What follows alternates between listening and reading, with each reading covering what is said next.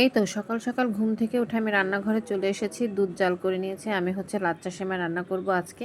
খুব বেশি রান্নার মেনু আমার ছিল না, কারণ হচ্ছে রাত্রেবেলা পায়েস করে রেখেছিলাম আর সকালে উঠে ভেবেছি যে লাচ্চা সেমাই করব, একটু মুরগির মাংস করব আর রুটি করে নিয়েছি। এই যে আমি লাচ্চা সেমাইটা ভেজে নিচ্ছি। এইটা যদিও এভাবে সরাসরি করলে হয়, কিন্তু আমি ইদানিং একটু প্রসেস করে লাচ্চা সেমাইটা ভেজাই যাতে খেতে বেশি মজা লাগে। তো এই জন্য ভেজে নিচ্ছিলাম। আসলে একটা সময় ছিল যখন ঈদ মানে অনেক খুশির এবং আনন্দের ছিল। আর ঢাকা ঈদ করলে তো বুঝতেই পারি না যে ঈদ হচ্ছে। কারণ হচ্ছে বাড়িতে যখন আমরা ঈদ করি তখন অনেক সকাল সকালে উঠতে হয়, কারণ আমাদের বাড়িতে হচ্ছে আমরা নামাজ পড়তে যাই। এখানে সেরকম কোনো ব্যবস্থা নেই মহিলাদের নামাজ পড়া, যার যার ইচ্ছা ঘরেই পড়ে নিতে হয়। সেজন্য ধরেন গোসলেরও কোনো প্যারা থাকে না, রান্নারও প্যারা থাকে না, আস্তে ধীরে করলেই হয়।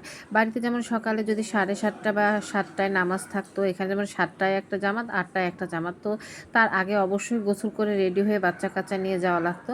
যাই হোক, এই যে আমার লাচ্চার সময় রান্না করা হয়ে গেছে, তারপরে আমার মুরগি রান্না করা হয়ে গিয়েছিল। এটা হচ্ছে আমাদের যেখানে গরু কুরবানি করতেছে সেই জায়গা। তা আপনাদের ভাইয়া হচ্ছে একা একাই ছিল।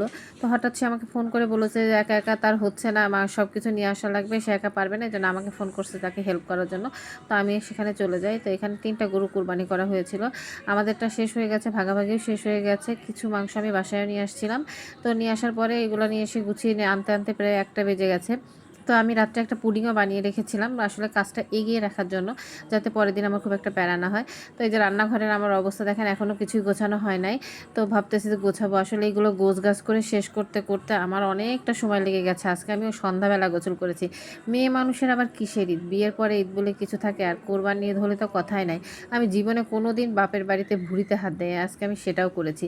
যাই হোক, এটা সন্ধ্যার পরে কাজটা সেরে ভাবলাম যে একটু বাড়ি থেকে ঘোরাঘুরি করে আসি। এখানে হচ্ছে আমরা আগামীকাল হচ্ছে আমরা বাড়িতে যাব, সেজন্য টিকিট নিতে আসছি। এমন একটা অবস্থা, কাউন্টারে আমাদের সাথে কথাই বলতেছে না যে টিকিট নিতে হলে কালকে গেলে কালকে নিতে হবে। তাই হোক, আমরা ব্যর্থ হয়ে ফিরে আসছি। আমরা কোনো রকম বুকিংও দিতে পারি না, টিকিটও নিতে পারি না।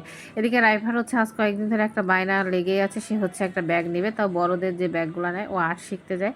সেই ব্যাগ যেখানেই দেখে ঈদের আগে থেকে বায়নাগুলো করতেছিল। তো ওর বাবার সাথে আমরা যখন হাঁটতেছিলাম, এই যে দেখেন এই ব্যাগগুলো দেখে ও বাবাকে আবার দাঁড় করালো। 2-3টা দোকানও দেখেছে, এটা নিতেই যাচ্ছে। তা আমি আবার খুব একটা রাজি না, কারণ এটা বড় ভাত মেয়েদের ব্যাগ, ও ছোট মানুষ, ওর জন্য ভালো হবে না। তারপরেও তার বাবাকে দেখছিল। আর বাবা তো, সে তো আসলে আবদার না রেখে পারেই না। যেহেতু মেয়ে আবদার করতেছিল, সে একটু দেখে নিচ্ছিল, আমি নিয়ে আসলাম। আর আমার মেয়ে আমাকে বলছে তোমার সমস্যা কি। ফেরার পথে আমরা সব আইসক্রিম খাবো, যে দোকানে নেমে গেলাম। এখানে আমরা আইসক্রিম নিচ্ছিলাম, এক একজনের এক এক রকম পছন্দ। এদিক দিয়ে আবিয়া চকলেট আইস যে কোনটা সেটা খাবে, কিন্তু আবিয়ার কোনটা কোনো মতো খুঁজেই পাওয়া যাচ্ছিল না। যেটা পাওয়া যাচ্ছিল সেটা আবার ছোট ছিল।